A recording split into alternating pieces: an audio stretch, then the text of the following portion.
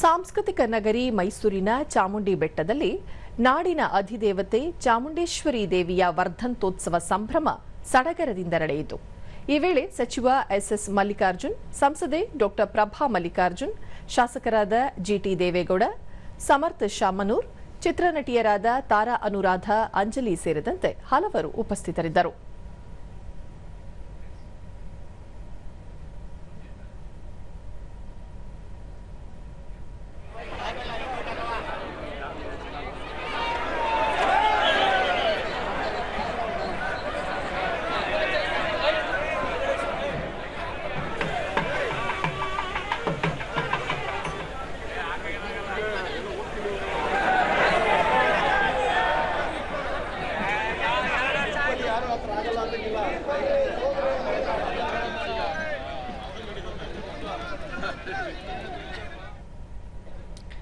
ಸುದ್ದಿಗಾರರೊಂದಿಗೆ ಸಚಿವ ಎಸ್ಎಸ್ ಮಲ್ಲಿಕಾರ್ಜುನ್ ನಾಡಿನಲ್ಲಿ ಉತ್ತಮ ಮಳೆ ಬೆಳೆಯಾಗಲಿ ಎಂದು ದೇವರಲ್ಲಿ ಪ್ರಾರ್ಥಿಸಿರುವುದಾಗಿ ತಿಳಿಸಿದರು. ಅವರಿಗೂ ಇವತ್ತು ಪ್ರಸಾದದ ಒಂದು ವ್ಯವಸ್ಥೆ ಮಾಡಿದ್ದಾರೆ.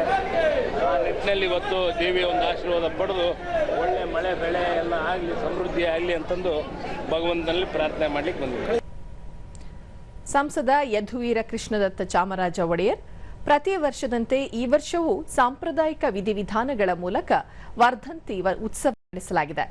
ನಾಡಿನ ಜನತೆ ಸುಖ, ಶಾಂತಿ, ನೆಮ್ಮದಿಯಿಂದ ಜೀವಿಸಲಿ ಎಂದು ದೇವರಲ್ಲಿ ಪ್ರಾರ್ಥಿಸಿರುವುದಾಗಿ ಹೇಳಿದರು.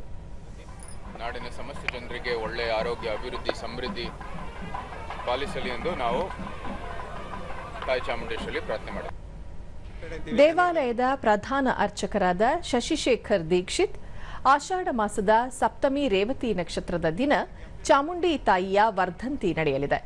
1820ರಲ್ಲಿ ಮುಮ್ಮಡಿ ಕೃಷ್ಣರಾಜ ಒಡೆಯರು ಉತ್ಸವ ಮೂರ್ತಿಯನ್ನು ಬೆಟ್ಟಕ್ಕೆ ಕೊಡುಗೆಯಾಗಿ ನೀಡಿದ್ದರು ಎಂದು ಹೇಳಿದರು. ಅಭಿಷೇಕ ಮಾಡತಕ್ಕಂಥದ್ದು, ಆಗ ಇವತ್ತು ಉತ್ಸವ ಮೂರ್ತಿಗೆ ವಿಶೇಷವಾದ ದಿನ. ಇವತ್ತು ಚಿನ್ನದ ಪಲ್ಲಕ್ಕಿಯಲ್ಲಿ ಉತ್ಸವ ಆಗ್ತಕ್ಕಂಥದ್ದು ಈ ದಿನ ವಿಶೇಷವಾಗಿರ್ತಕ್ಕಂಥದ್ದು. 10ವರೆಗೆ 9ವರೆಗೆ ಮಹಾಮಂಗಳಾರತಿ ಆಗುತ್ತೆ. 10ವರೆಗೆ ಚಿನ್ನದ ಪಲ್ಲಕ್ಕಿಯಲ್ಲಿ ಉತ್ಸವ ಆಗುತ್ತೆ. ರಾಜವಂಶಸ್ಥರು ಅದಕ್ಕೆ ಪ್ರತಿ ವರ್ಷದಂತೆ ಈ ವರ್ಷ ಕೂಡ ಚಾಲನೆ ಕೊಡೋ ಪದ್ಧತಿ ಇರ್ತಕ್ಕಂಥದ್ದು.